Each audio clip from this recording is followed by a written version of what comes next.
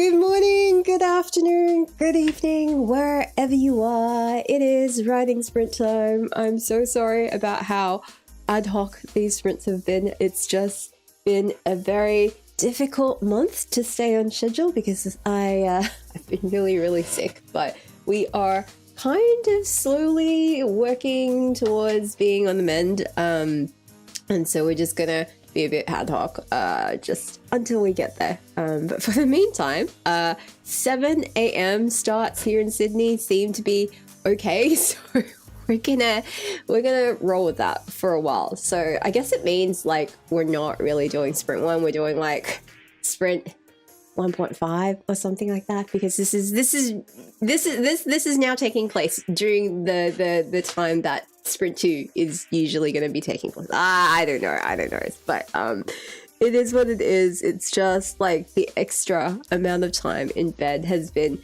very helpful, even though like I'm still having like a lot of trouble falling asleep. I don't know why.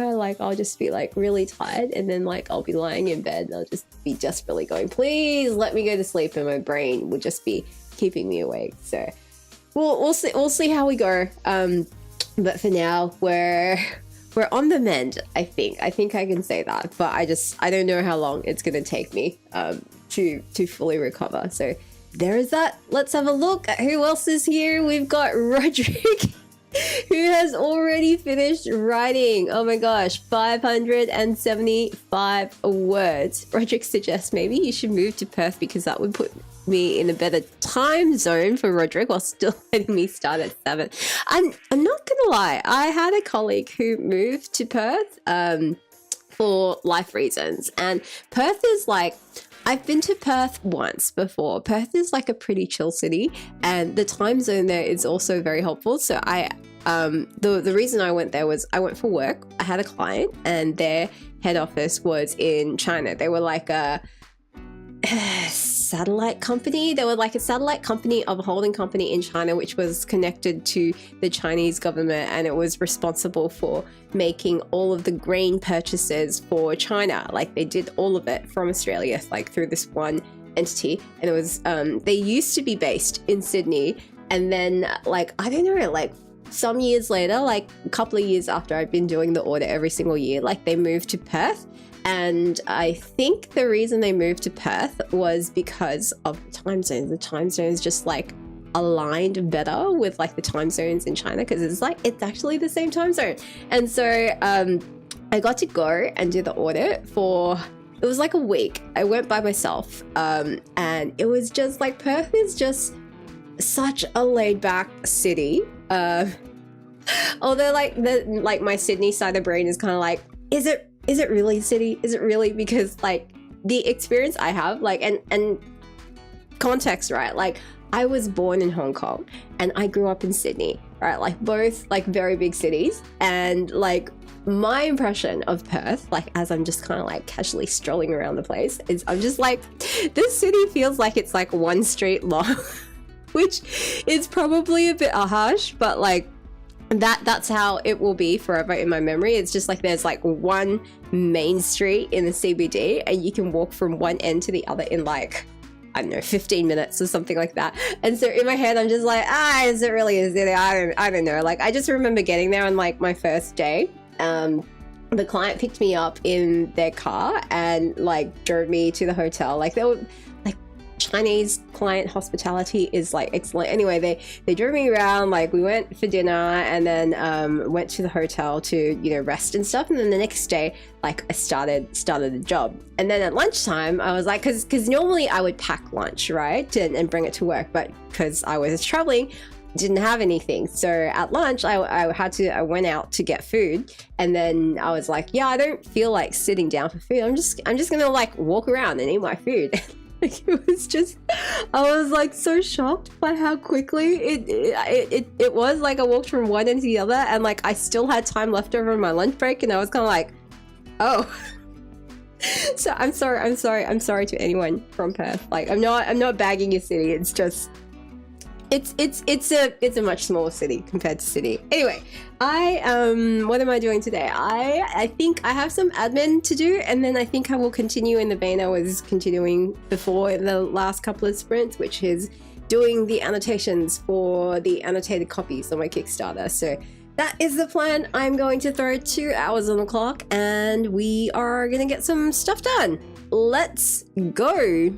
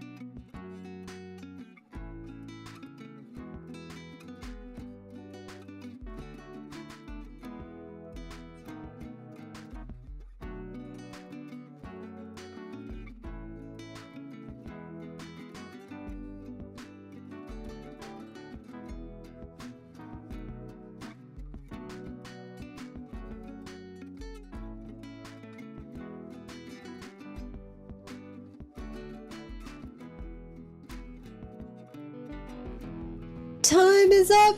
How are you guys going? I have managed to get a little bit further with my annotations. I've done, how many chapters did I do this sprint? 5, I think. Yeah, 5. I've done 5 chapters. Oh, maybe a little bit less. Maybe 4.5 chapters, which is not bad. So currently I have annotated up to the halfway point in the first book. So fingers crossed I might be able to finish up not today. I don't think today. Maybe tomorrow, and then I can start on doing the annotations for the second book, which are gonna take me twice as long because the second book is twice as long as the first book. And I don't know, like the thing I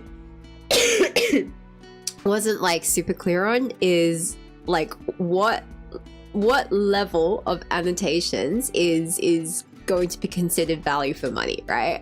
Because I've seen other authors do this for their Kickstarters, and like it seems to be much more common in genres outside of epic fantasy. And the way they're annotating this stuff, especially like romance authors, is like they do like themes and things like that, and which is fun. I can annotate for themes, but like at the same time I'm a bit like, well, I don't know, as a reader, like is that the most important thing that I would want to see from like an author that I'm buying an annotated book from? And I'm a bit like, no, I feel like I could figure out the themes for myself. Like readers aren't dumb, right? So I just kind of like, personally, I don't see the value in getting the author to highlight the themes for me. Like I feel like that's a bit like on the nose. So then I'm like, well, what would I really want to hear like from the author? And I'm like, well, I think I'd want like behind the scenes like kind of stuff, stuff on the writing process, stuff on the inspirations, like references, that kind of thing. Like, oh my goodness, like I think I would really love to read like an annotated version of any of Gene Wolfe's books, right? Like, because I'm just like reading it. Like I just finished reading Shadow and Claw this month, which is the first half of the Book of the New Sun. And like if you've never heard of Gene Wolfe or his books before, like he's got a very specific style in the Book of the New Sun, where it's like there is a story that is on the page, there is the usual subtext and stuff going on, plus like the unreliable narrator stuff going on, and then there is like a story that is not on the page. Like you have to kind of like do a really close reading of what is on the page, and then like think beyond that to like, okay, so it's phrased in this way and the character is this kind of person, but like if I look at what they're really saying or not saying, then like this is what's actually going on in the story. And it's such good, brilliant writing, and it's kind of like you get to the end of the first half of, or like the first half of the Book of the New Sun, and you're kind of like, it's very different from what you expect from most like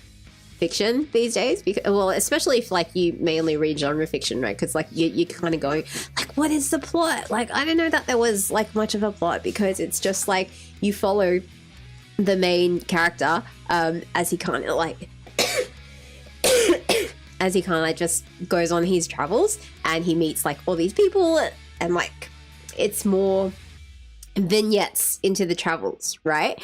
And so if you're a very plot heavy reader, it's you know, I would not be recommending this book to like plot heavy readers. If you're a character reader, then like it's probably fine if you can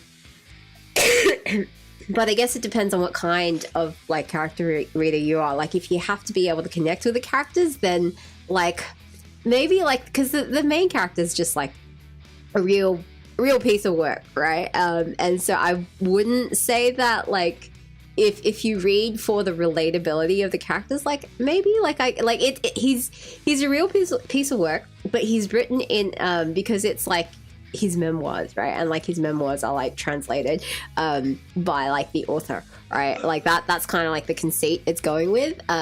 Like maybe because the whole purpose of this character writing said memoirs is to make people like him. So if you can kind of get on with that, like, then it might work for you. But if you're like me and you're just like, you're reading because you want to read something that's very different from the rest of science fantasy and sci-fi fantasy, then you'll probably really like it, because it's just like, I haven't read anything else like this before. Like I've read other authors who are known for writing puzzle boxes, and this is absolutely like a puzzle box kind of narrative, but it's just, it is next level, like the amount of close reading that you have to do. And so that is why I would love an annotated copy, because like, and it wouldn't be the kind of thing that I would want to read like for my first read, because I feel like it's a bit like cheating, but like I would like to have the option of the annotations there, so that once I've read the story and then gone back and like done my own rereads, like I can go and refer to the annotations and be like, what did I miss? Because I feel like I'm missing so much of like the story that is not the overt story that is on the page. So yeah, anyway, that was kind of like random and non sequitur. Anyway, let's have a look at how you guys have been doing. Veratos has been working on an action sequence and is finally over. That is awesome. Well done. Like, action sequences are so hard, so well done. Isashi has been here uploading a book for pre-order and hasn't done all the retailers yet though.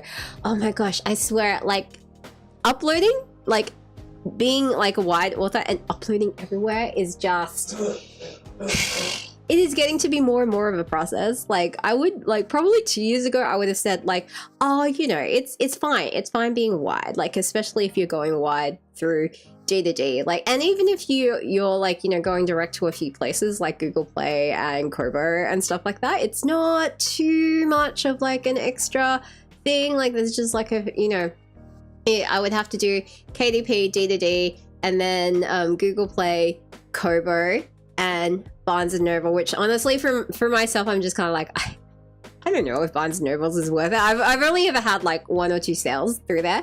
But now with like all the other platforms that like are opening up, but like they're not kind of like, they haven't made their, whatchamacallit, like their agreements with G2D yet. I'm just like, like there's, what is it now? There's Campfire.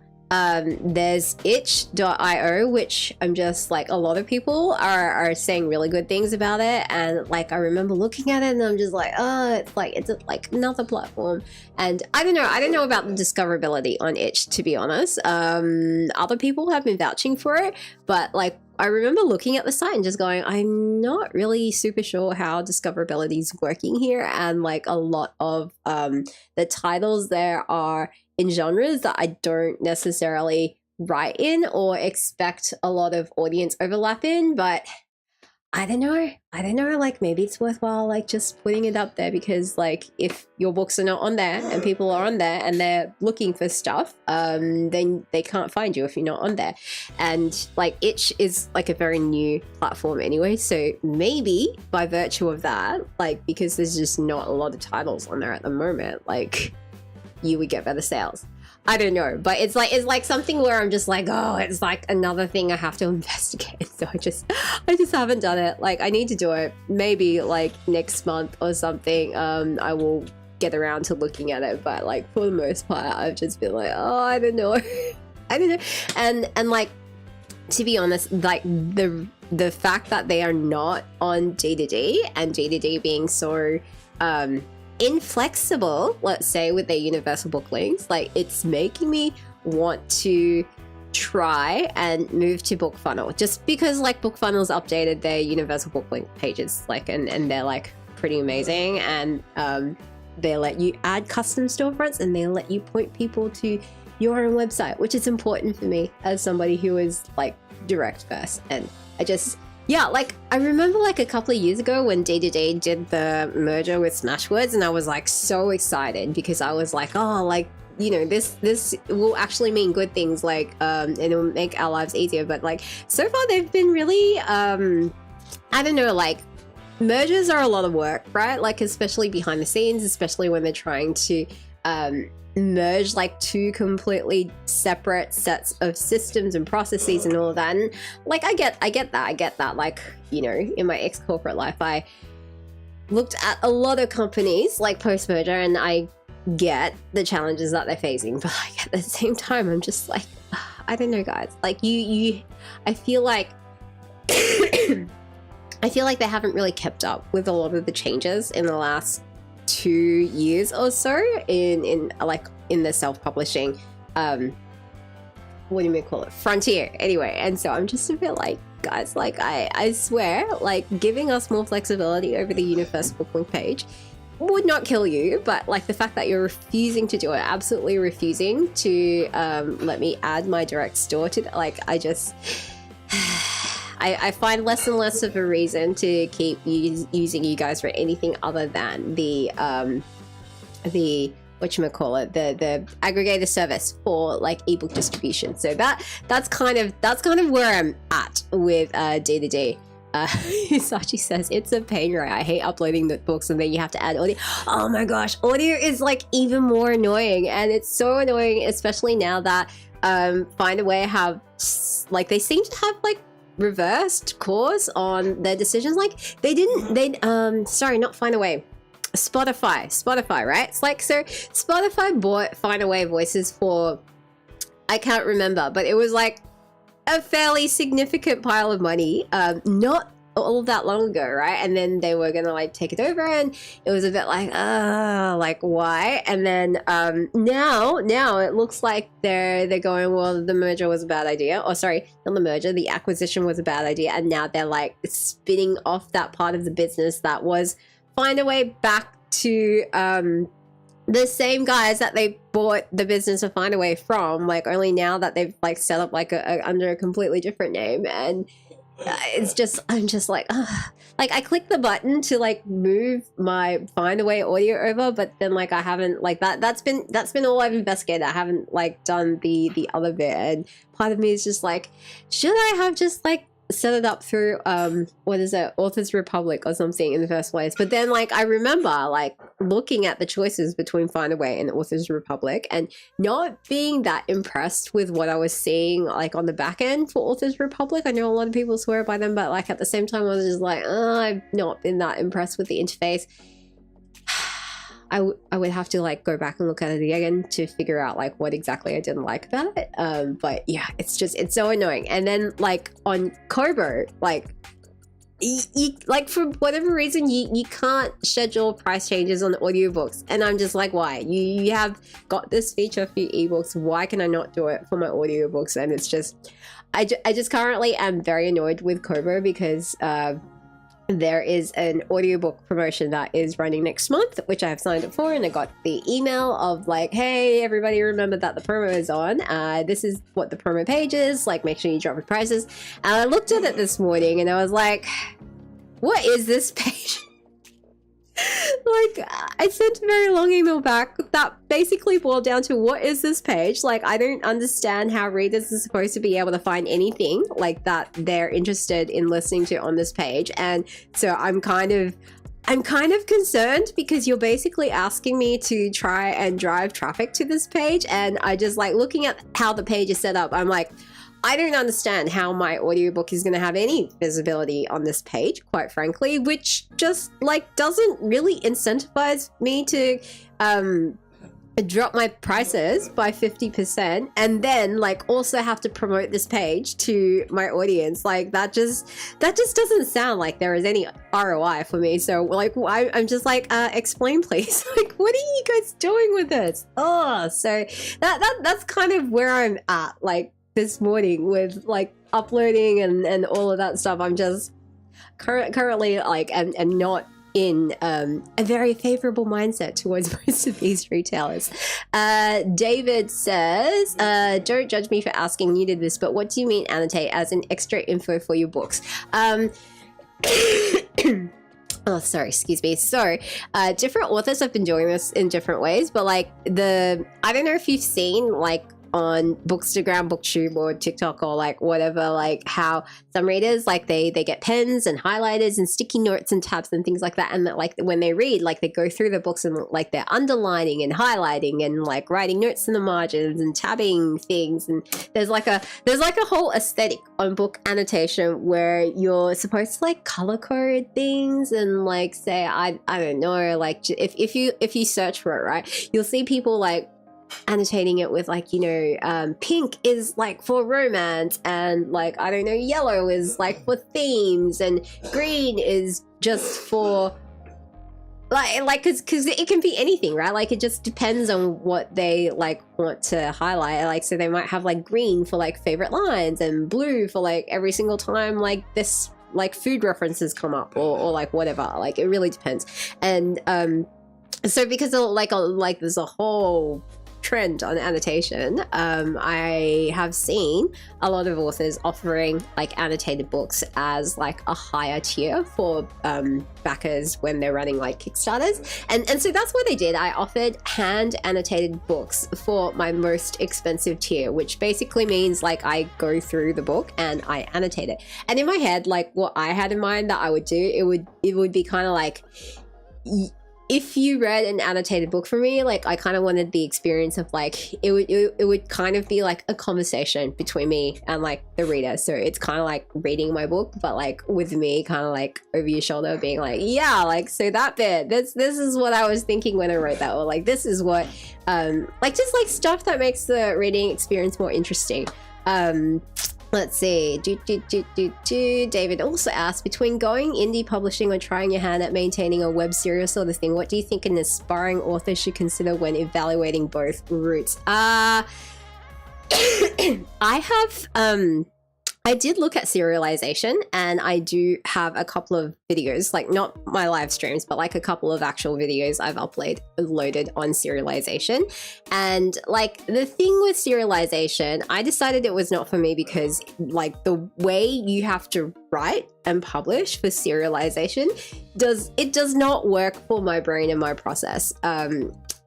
If you are writing with a different process and like writing different kinds of stuff to what I am, then it may work for you. I do have an author in my writing group who initially like started like on a very similar path, like only he was writing mill sci-fi, but like after looking at the kind of stories that get traction on Royal Road and like having a good experience with writing over on Royal Road, he's like pivoted full on into like being a web series author. And I don't understand like anything about anything that he's writing anymore. Like it's to the point where like the audience over there that he's writing for is so hyper specific that I've gotten to the point where I'm like, I would love to, you know, like alpha read for you and give you crits, but like I feel like the crits that I would be giving you will not be useful for you because your audience is now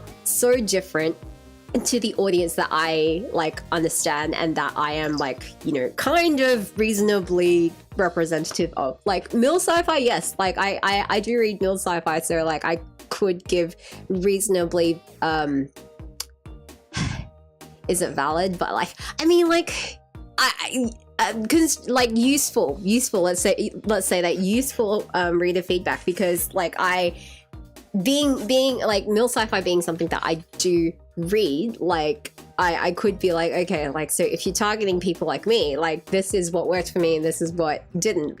Because I don't read any of the genres that he's writing now, and like they're hyper specific to the point where I'm just like, I feel like my feedback as a reader would actually be detrimental to what he's trying to achieve. And so yeah, like serialization is I should say like serialization is, I do know somebody else who is serializing and it's working really well, and they are writing something that's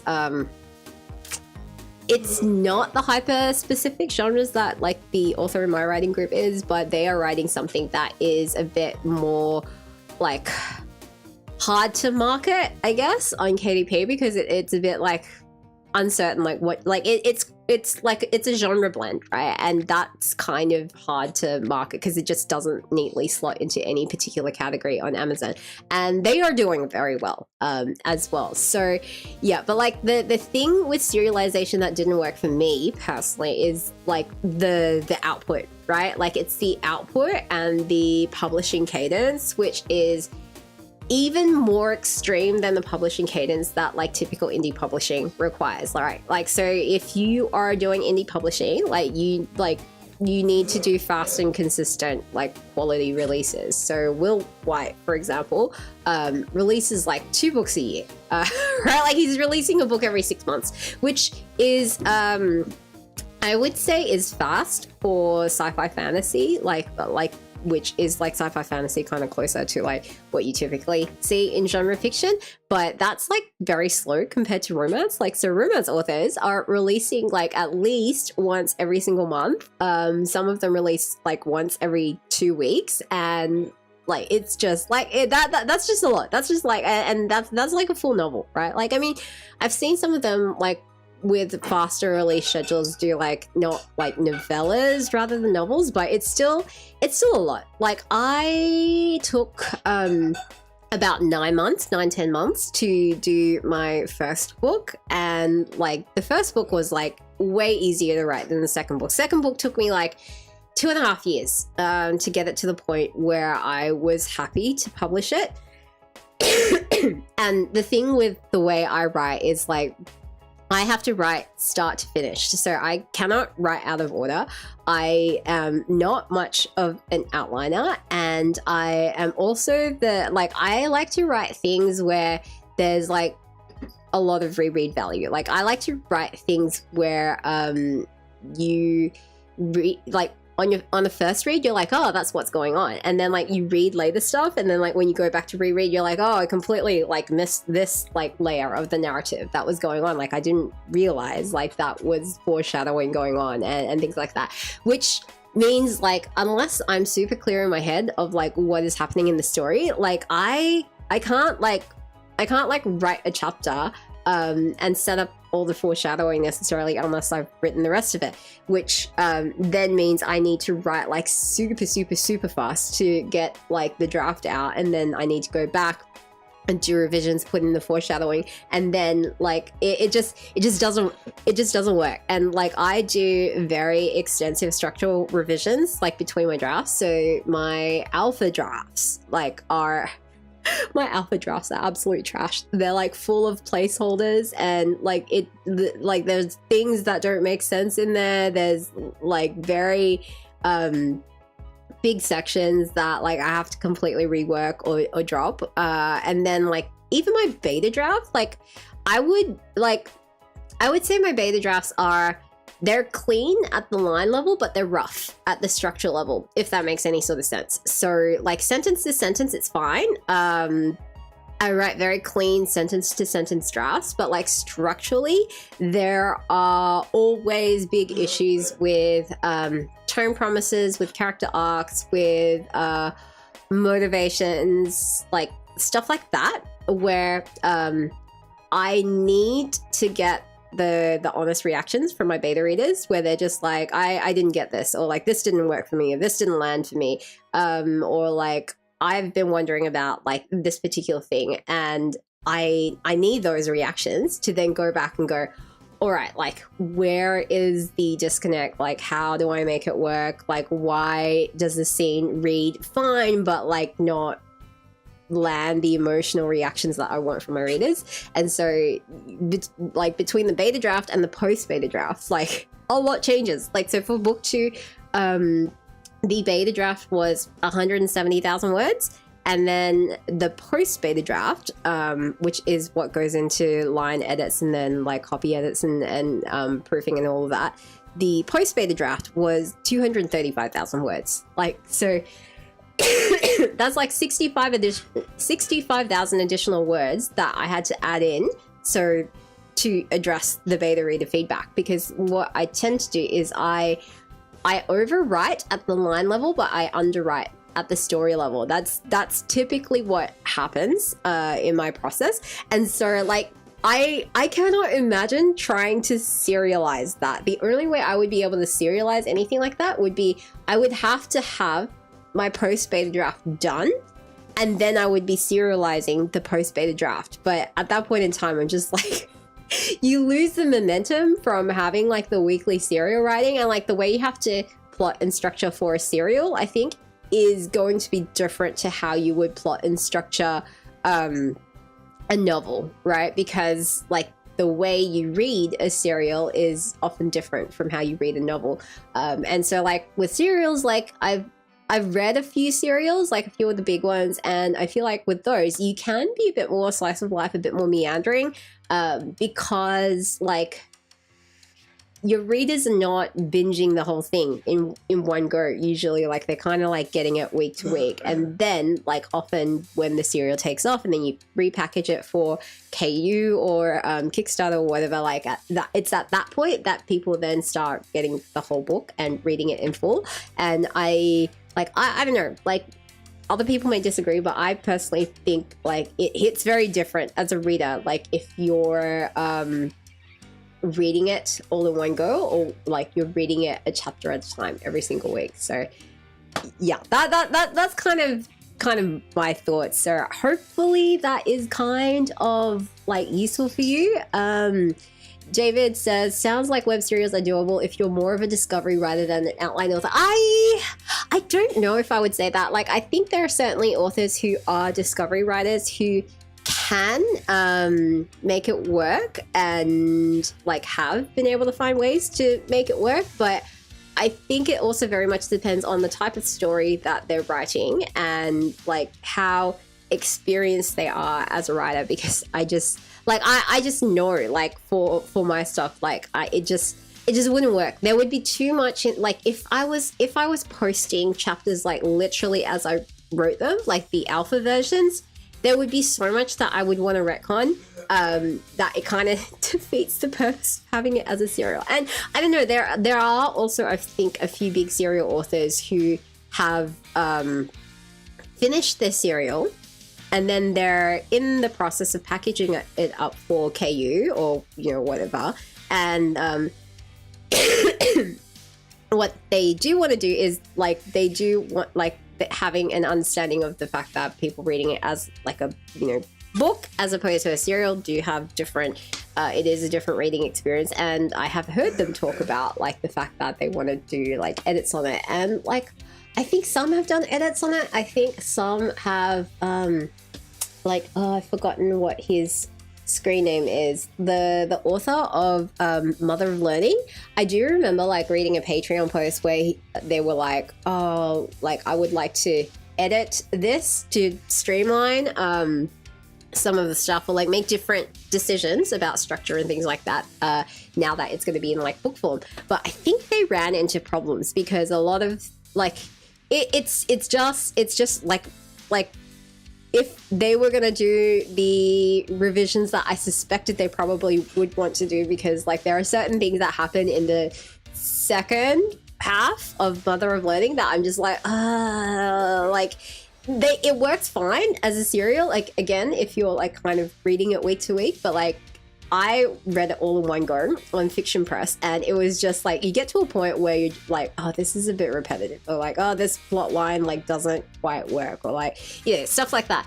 And I think they found it harder than expected to figure out a way to rework it such that it would streamline the story to what they wanted, but at the same time not change it too differently to what like the core of their fan base and audience already knew and loved, because they had like read it as a serial. So I think that was a very hard balance for them to strike, and I don't know like how much they ended up changing, because those last two parts I think are published now. Are they published now?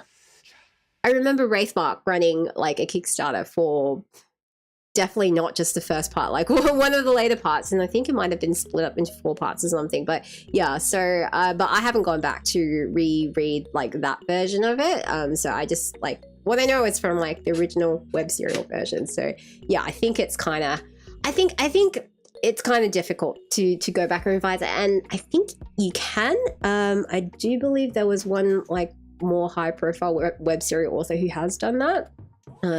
Like maybe it was Beware of Chicken. Like I remember Beware of Chicken before it went published on KU. I think the author did take some time off just to again revise it.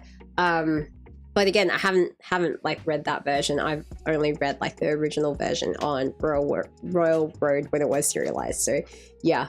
David asks, what do you think about the fact that one of the main draws of serials being the community interactions and theory crafting as the story advances? I mean, like, to be honest, like, I don't think that's unique to serialization. I think any author who has written a book that is conducive to that kind of fan community discussion, like, I think you'll naturally find that it like that kind of discourse develops. But I also think it's kind of hard, right? Like, because for there to be like fan engagement and stuff, you need to basically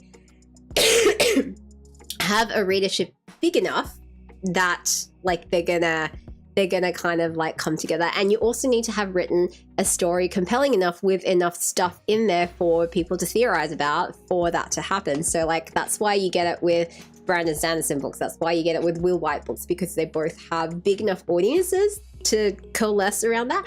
And they have both written books where like Brandon Sanderson, like to describe Brandon Sanderson books, like and this is like the best way that it has been described to me, and I wish like this kind of understanding of his books was like way more common. So Brandon Sanderson basically writes fair play mysteries in like a fantasy sci-fi setting, right? Like, and that's why he's so big on the magic systems and stuff, because like the way his books work, like an inherent part of why his fans love to read his work is because like the magic system and what have you, like that is a central puzzle. Like figuring out how it works is a central puzzle to the series. And because he writes these big series, like you can like in between book releases, there's always so much to theorize about how like the magic system is going to work, and that's like a big part of what takes up the airtime in between his book releases. And it was like the same way for Will White and Cradle. Like, so I picked up the series, I think, shortly before the release of book 6, right? And at the time, like, because the progression system was very easy to understand, and because the characters were kind of like halfway through their journey of progression, there was like just so much fan discourse around like, oh, what do you think the advancements at the next level are going to look like? What do you think it's going to like? How are you going to get to this advancement level or this advancement level? And there was like so much discussion around that, that I think that was part of the appeal. But like, if you're not writing stories that are kind of like that, like, so for me, for example, I am writing something that's much heavier on political intrigue, like, and the thing is, like, I also have a prose style where I don't do a lot of like on page exposition, right? Like if you had Brandon Sanderson at one end of the exposition, what do you call it, spectrum, like, right, like spectrum of like how much exposition there is in your books, and you've got Brandon Sanderson on one end and Steven Erikson on the other. Like, I am like towards the Steven Erikson side, and so not a lot of people have read my books. Like, hardly anybody's read my books, and so it's just like there might be people out there wondering like what happens, and like I do get reader questions from time to time, but it's just like there's not enough of them for the discussions to kind of naturally surface on like social media and what have you. And then like even if they do surface, right, like you're talking about very sporadic posts like here and there, and like they might be posting in their own like algorithm bubble, right? And like then the algorithms don't cross-pollinate, and so like they can't find each other. And so that's why like you don't really have those discussions, especially for newer authors. But like for web serials, because people have to go to like that specific portal to read the installment, and because then they have to like comment on it, like there's a commenting ability in a public forum, it's a lot easier for the fans to kind of like find each other, if that makes sense. And so probably like for web serialization, that's like how it's easier for a community to develop. But like, again, I still think it comes back to you have to be you have to be writing a story where there is something compelling to discuss. Like, so you have to be very, very good at seeding those hooks, at that, like setting up those mysteries and like the foreshadowing and like all of the story promises for that to happen. Because like if you go on like Royal Road, for example, and you look at the stories that are posted on there, and you look for the stories which have a high number, sorry, number's the wrong word, a high level of engagement, like, and okay, like, and this is a bit hard, right? Like, because Royal Road is a platform that is regulated differently by the platform compared to places like KDP and what have you, right? Like, so Amazon is like, you know, has a very strict line on who can leave reviews, and like review swaps are very frowned upon. Like, even just people who know you personally, like reviewing, like can have things like fall afoul of the bots and stuff. And so you know, you just kind of Amazon might like not let your reviews go through for whatever reason, just because like they're very strict on it. But like on Royal Road, for example, like part of the strategy to get your serial on things like the Rising Stars chart, or like new I forgot what like the various discovery mechanisms are, but like part of the growth strategy on Royal Road is to be very looped in with other serial writers, and you have to arrange things like review swaps, and like and by review swaps I mean like, you know, you go and leave a review on their fiction and then they come and leave a review on yours, and then there's like a whole shout out system, like where you shout out each other's fics in like the there's like notes you can put on top and at the bottom of like every single installment that you're posting. And like that's a huge part of the way you kind of try to get additional discoverability beyond what you can naturally get on the platform. And there's like a whole like there's like a whole strategy around like to how many chapters you should post and when you should post, and like all that kind of stuff, to make sure people are seeing your fiction in like the spots where there is visibility. And so yeah, if you're interested in that, I do have a skit.